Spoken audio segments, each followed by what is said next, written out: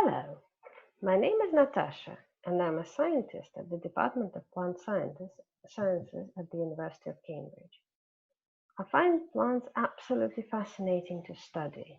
My research is about how plants make offspring, and today I'm going to tell you a story which is directly related to my research.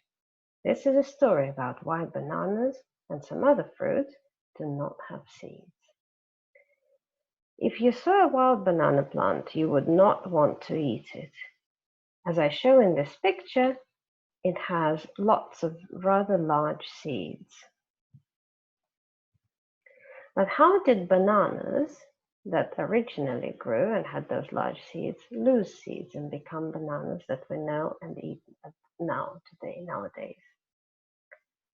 So to tell you how it happened, I need to tell you about science, about how plants divide and make offspring.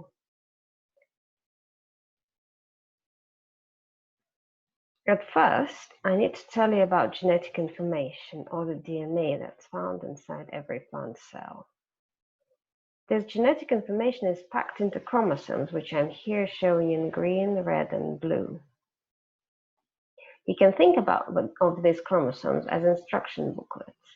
You need a whole set to know exactly what to do, and the plant needs exactly the whole set, complete set, to know how to grow and make roots, shoots, flowers, fruits, and seeds. So when plants come to divide and make offspring, they first need to divide all their genetic information into two, and then this genetic information is brought together in a new plant.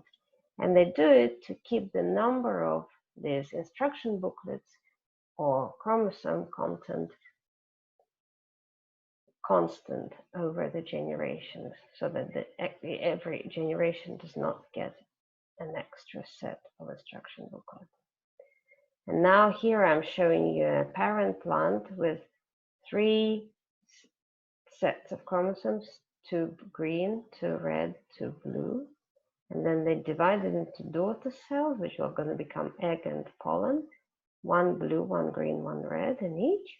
And then they're brought together and you get an offspring which has exactly the same content of those instruction booklets, number of instruction booklets, as the parent.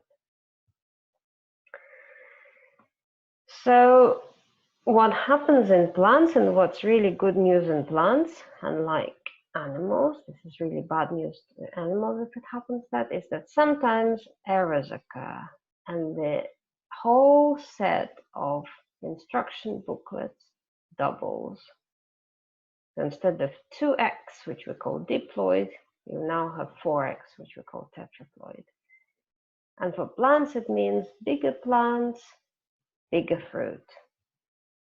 And in fact, this is true for most crops that we know and use.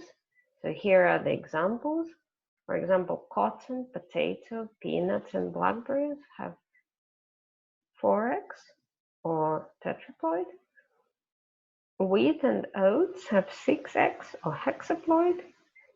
Different species of coffee and strawberry can have 2, 4, 6, or strawberry up to 8x. And sugarcane is 8x octoploid. And this is exactly what happened to a banana many, many years ago. There was the original one with a set of instruction booklets of chromosomes, which was diploid. And then there was an error, and a tetraploid banana occurred with double the chromosomes, double the instruction booklet. So the tetraploid banana gave rise to an egg, which was 2x, and the diploid banana gave rise to pollen, which was 1x. And when these two came together, we ended up with a triploid banana, which had 3x number of chromosomes or instruction booklets. So the triploid banana had 33 chromosomes. So this cartoon is a little simplified, just to make it easier to look at. So I'm drawing here 9 chromosomes, 3 green, 3 red, 3 blue. In reality, modern day banana has 33. And then this banana with 33 chromosomes had to divide its genetic information into 2 to make eggs and pollen. And it's impossible. 33 cannot be divided by 2 equally. And here I'm showing you examples of egg and pollen that could have come when this 33 chromosomes were divided into 2, and you can see that neither of them has a whole set, or double the whole set. And so when these plants came to make seeds, they could not make seeds. So what you can see in a modern day banana is those little black dots in the middle.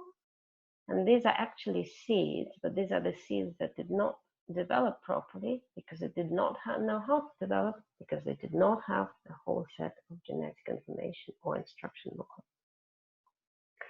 So you can ask me, how do those bananas that we know now that can't make seeds, that are sterile because they're triploid, how do these bananas propagate? So they propagate vegetatively. Little plantlets that are called suckers or pups are produced and grow at the stem, at the bottom, at the base of the stem, of the main stem of banana, and those give rise to new plantlets and new plants. So you could ask me, why, if at the beginning what gave rise to a modern day banana was a 22 chromosome egg and 11 chromosome sperm, 2x plus 1x, why can't the 33 chromosome banana give rise to egg and sperm, which would have 22 plus 11?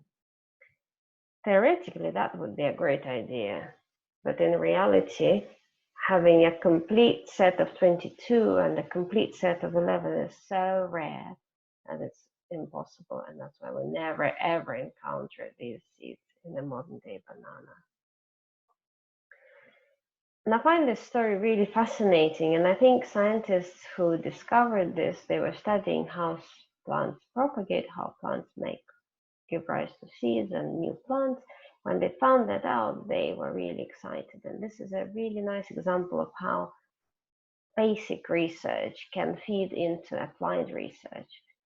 Because scientists could use this knowledge about how genetic information or instruction booklets divide, when plants divide and make seeds, to the plants that we commercially grow and use, and the ones that we eat, and the ones that we don't really like to have seeds in. And I'm showing you here a few examples. For example, it's apple or watermelon or grapes. And we all know that we can find now seedless commercial varieties. And that's exactly the mechanism. How they're seedless is exactly the same as the mechanism that made banana seedless many, many years ago. And that occurred naturally.